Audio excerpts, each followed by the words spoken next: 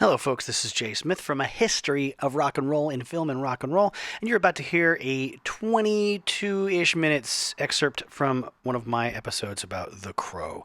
And it is a three-part series covering the making of the Crow comic book, the transition into adapting it for film, the production of the film, the death of Brandon Lee, and a little bit of the aftermath, along with the history of Joy Division and Nine Inch Nails. If you've never heard the show before, you may not know why those three things are pertinent or why they're connected, but that's how I do every single episode. I just go with what seems like the most interesting connection to me, and you will know what those are if you want to check out the series. In the meantime, please enjoy this. Thank you very much. Now from dreadcentral.com/news, Unearthed exclusive. 24 years after its release, interview with David J. Schow, screenwriter of The Crow. There's a lot to this. I think it's definitely worth a look over from any fan that gives a damn. I don't want to read the entire thing because, it's fun to send you on a scavenger hunt, a treasure hunt, if you will, to find all the rest of the thingies that I didn't say. But there's some nice insights into changes that were made to the approach they were taking to the Crow adaptation. One of which is back when they were doing pre-production in January of '93. They are in Wilmington, North Carolina, and the production crew is staying at a place called the Greystone Inn, which I guess is very important to note. It's a large hotel, bed and breakfast sort of thing, and Brandon has his own sort of suite. He has like a third of an entire floor. And Brandon and Mr. Schow find out there's a little storage area sort of off to the side. And they decide at the same time that this sounds like, the kind of thing that the Crow needs. It's a cool little, I don't know, like a little crawl space outlet in the alcove storage unit kind of a thing, attic thingy that Eric probably needs in the movie. A secret room. And Schow says the secret room became the attic that you see in the film's flashbacks with Eric and his fiancée Shelley. It's that late in the process where they find that key, that visual key to like giving Eric some space when he comes back home, when he comes back to Detroit and has this time to reflect and the memories start hitting him and to sort of, I don't know, not so much make his plans as much as, whoop, this is my home base. This is, he starts putting the makeup on his face and he gets ready to go out and do the stuff he's got to do. There were some things discarded between various drafts of the screenplay and script. Schow says, we specifically had an Asian villain that Brandon and stunt coordinator Jeff Imada thought was a bad idea. The size of the gang also changed, and it resulted in a stack of scripts that's over a foot high, and I couldn't tell you how many versions there are. If I went downstairs to the office and hauled them out of the Foot Locker and counted them, that wouldn't even be accurate because there were a lot of intermediates. And then when we were shooting, a very strange thing happened, which was that for all the writing we had done on this project, there was no script that reflected what we were shooting in its totality. So one of my jobs of many in Wilmington was to take the notes, the things we changed or scripted, perhaps the previous day, and render those into a form that could be included into some kind of big collated script or at least something resembling a shooting script. As a result of this, today I have a version of the script that we could send to people that basically reflects the movie as shot. But that script did not exist while we were shooting the movie because we pieced it together a scene at a time. From scenes we changed, from scenes according to the shooting schedule, we would alter the day before because another one of my jobs during the shooting, and this was the beginning of February through the end of March, and then June, and then part of July 1993, was at 2:30 in the morning during lunch, because we were constantly shooting at night. My 10 minutes with Alex Proyas in his trailer, he says, we dope out what I'd write.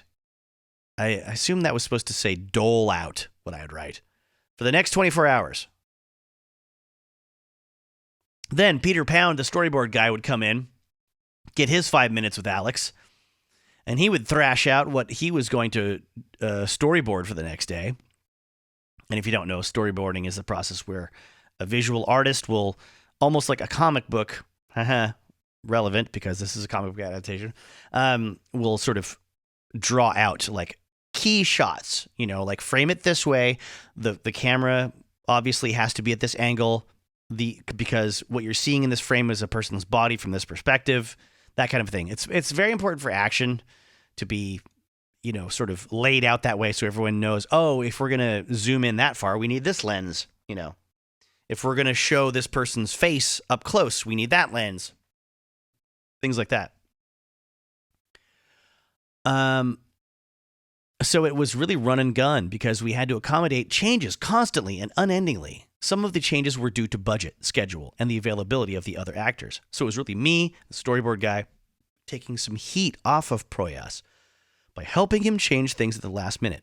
And by honing the film, making better individual scenes and individual lines of dialogue that we had spent over a year on already. And that's a common theme when it comes to the making of this film, man.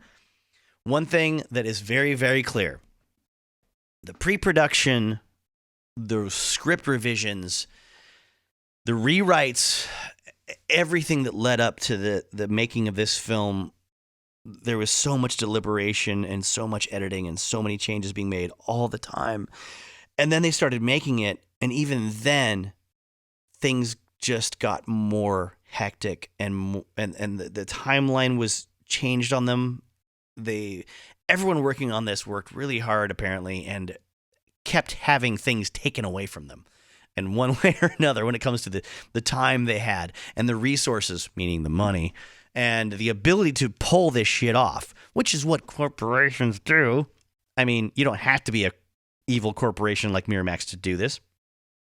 All kinds of people can do this to you. Your boss at work can do this to you. Your teacher can do this to you. Your coach can do this to you. Anyone can do this to you. But when you are a large company that has many, many, many irons in the fire, as it were, or many, many, many different properties out there, whether if you're a record label, if you're a TV studio, movie studio, video game company, software company, whatever it is, there's a lot of this going on. It seems to me, being just a simple bird lawyer, a simple caveman lawyer that's frightened by your modern world, that only has studied bird law. I know I'm conflating a couple of comedy tropes here, so you get it. That like they just put all the plans out there. They hire the people. They give them a schedule. They give them a timeline with which to create and then launch. And then they look at the numbers and they count those beans up and they see how many beans they're going to get at a certain amount of time. And they say, nope. Who are we going to pull the plug on? Fire these people. Cancel this project. Now tell these other people they have to make this thing happen faster. Because this is what inevitably happens every year with our budgets. And we heard a rumor that somebody at another company is releasing something very similar, so we have to cut the budget for this thing because it won't come out in time. And then we're going to hire more people for this other thing because there's another similar thing coming out around that same summer, and we want to get there first, etc., etc., etc. There's some stuff in here about character, and Brandon Lee's influence on the character. He says, Brandon had the ability to go to Alex and say, this scene should be longer. We should explore this more. And he had several opportunities to write his own dialogue, which he mostly did around stunt scenes.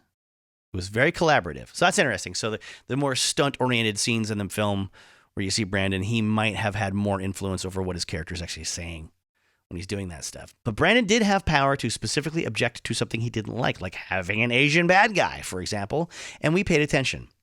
because other times, day to day, it was like dealing with the character instead of the actor, because you were getting Eric Draven's viewpoint on the script as opposed to Brandon's. He also says, when it comes to his commitment to the character, I love this. Sorry, you're going to have to wait for me to laugh about this again, because it makes me really happy.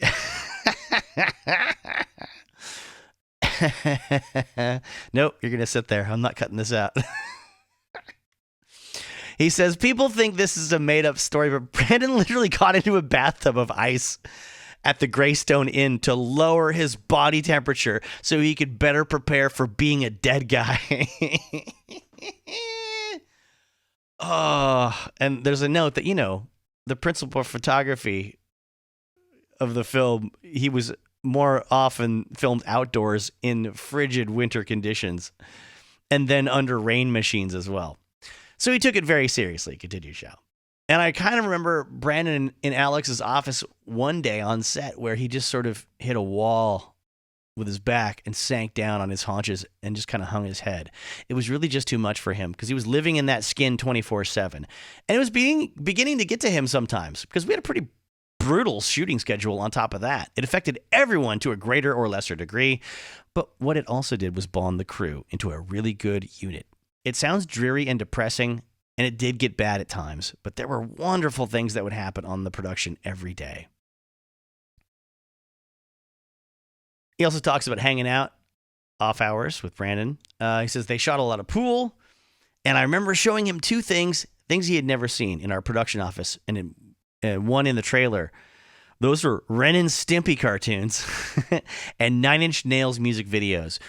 When did that band Happiness and Slavery video come out? I think that was one of the 9 Inch Nails videos we showed in the production office. And everyone thought something was deeply wrong with both of us. If you haven't seen that footage, you are more than encouraged to go to archive.org and find it while you still can. I did. He and I were driving together one night in one of the production rental cars in North Carolina. We had all these Hondas, and it was just pissing down rain, the kind that comes directly at your windshield, and the wipers were going, and our headlights were our own worst enemy. That kind of thing. Brandon and I were zipping down the road coming from playing pool. There was this bowling alley attached to the pool hall that we frequented called Break Time that stayed open late for us during production. And we were blazing home from it in this rental car. And Brandon looks at me and says, "Do you want to see something really cool?" And he pulls the emergency brake, and he spins the car 3 times. And I looked at him and said, "Do that again." And he did, and he was good at it too. So yeah, Brandon risked our lives and limbs on a regular basis. But he took his role in the film very seriously, physically and otherwise. I remember once that he asked me if I wanted to go to the gym with him when I had the flu. I didn't go. I definitely would have croaked under the bench press. And besides, who wants to go to the gym with Brandon Lee? I mean, come on. That would have been embarrassing. But yeah, he could be very silly, and he was a good guy. We became friends as a result of this movie. We were in each other's orbits so much that it was difficult to be anything other than buddies. Of the very rare downtime periods during production, where we would sort of disrupt the lives of people that were kind enough to keep their businesses open for us, like break time, so that we could recreate in the middle of the night when we weren't working. We could recreate. I think they mean like recreation, I guess. Brandon got really intent on walking up to total strangers and asking, if you had the opportunity to come back from the dead, would you? Would you potentially upset your loved ones by having one more chance to talk to them? Or would you leave them in whatever peace they'd found through grief? It was like he was taking a poll. And almost uniformly, everyone said, I would come back, which I thought was interesting. But yeah, Brandon did his own death poll with anybody and everybody that we went with, or anyone that would walk past the pool table to absorb what was going on. And after a while, people left us alone. So now, speaking of the accident that kills Brandon Lee, he says, I was certainly there when the accident happened. It was 8 days before the principal photography was supposed to wrap on the Crow, 17 days before his planned marriage in Ensenada, Mexico, to his fiancée, Eliza Hutton. Eric Draven enters the apartment, bag of groceries in his hand, and he's shot by the actor Michael Massey's character Funboy. I was standing 10 feet away, he says. And then after his death, it was a very confusing period of time that was in many ways similar to the evacuation of Saigon, as news people tried to trespass onto the lot and as people tried to figure out what to do. There was a conspiracy theory circulated or two that his death was, it was a murder or ordered by the triads, the Chinese mafia or something like that. As they had said the same thing about his dad's death, Oh, he's exposing martial arts secrets to the international audiences or Americans, and he's got to learn his lesson for betraying the trust of this legacy, blah, blah, blah, blah, blah. But no, there's a very, very simple explanation that's sort of convoluted when it comes to the day-to-day mystery and how it was solved.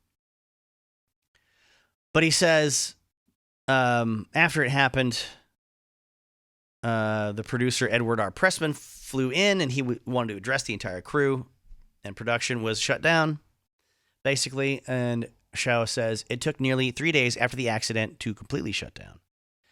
I remember flying back from Wilmington with production designer Alex McDowell and camera operator Ken Arledge. We're sitting on a plane. And this was one of those flights. They had a big screen for the movie that they would show for everybody. A lot of folks might not remember this, but there used to be, you didn't have like a little miniature screen in front of you for every single seat on the plane back then. There was a actual, small movie screen, pull down thing that you would see just like in a movie theater, but much, much smaller. And they would show one movie depending on how long the plane flight was. And then you could pay maybe to have headphones to listen to the audio. And this is rough. What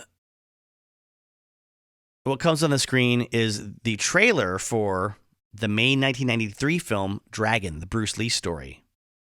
And the whole plane comes alive around us in total confusion, asking, isn't that the guy that just got killed? Because there, I believe, was an actor named Brandon Lee that acted in that film. And I think he might be the same actor that portrayed Mowgli in the 1990s live-action Jungle Book film. If I'm wrong, please call in now and let me know. Lines are open. So they're saying, isn't this the guy that just got killed? And I'm thinking, no, but I'm not going to correct anybody on the plane. I'm not going to open that shitbox. We just sank down in our seats.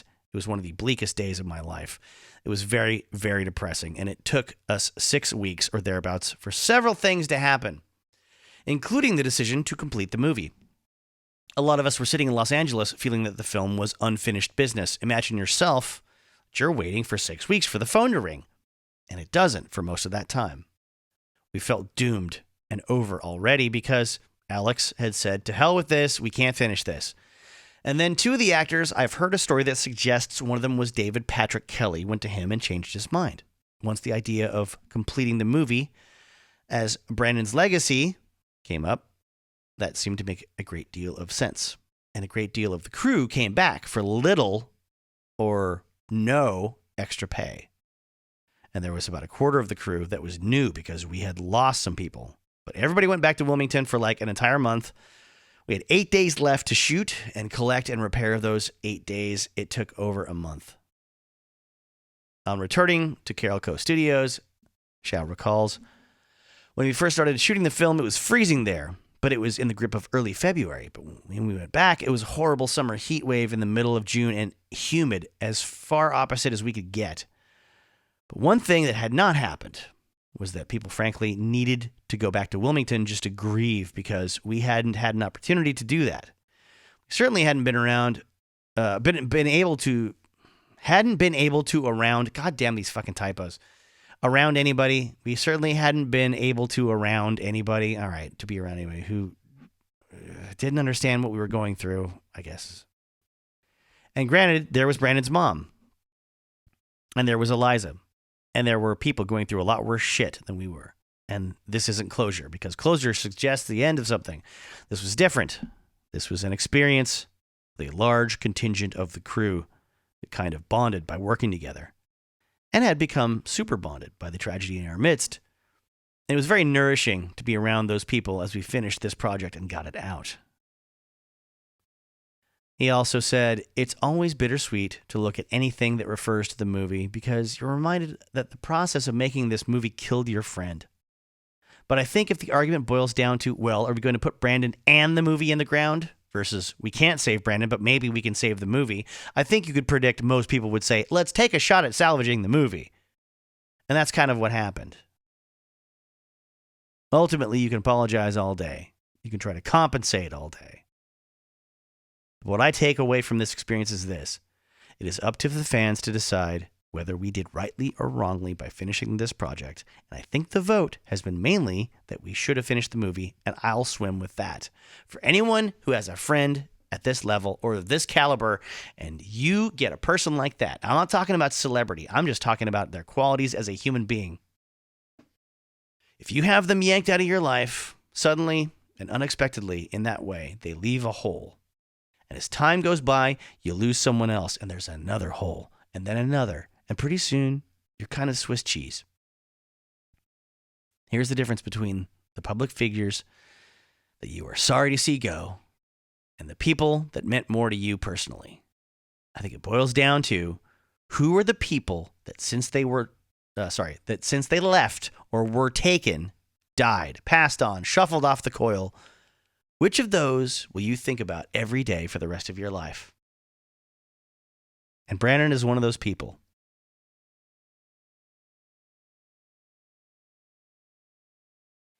Thank you, everyone, for listening to this excerpt of A History of Rock and Roll and Film and Rock and Roll. Please feel free to follow the links in the description for the sources of these episodes, or just look through my YouTube playlists and you will see it there. Thanks for David Schow for having done the work he did and providing that interview. It was nice to have the perspective of somebody who was further towards the end of the process of the adaptation. It is clear to me after reading a bit here and there about the production of the film that David was, let's say, on the outside of certain decisions, and there were other camps within the making of the film that he wanted to guard against his influences because they had worked on the movie's adaptation previously and had a vested interest in making sure not a whole lot of it got changed. But it seems to me that I think Alex Proyas might have found his input to be very valuable, and obviously Brandon Lee did. Can't make everybody happy all the time, or hardly ever. That's how these things get made. Anyway, thanks for listening to this again. Please feel free to check out other links on the YouTube playlists and leave a comment if you had a good time listening to this. Please tell a friend if you had a good time listening to this or other episodes. Cheers. Take care of yourself. Rock and roll's the best, and so are you.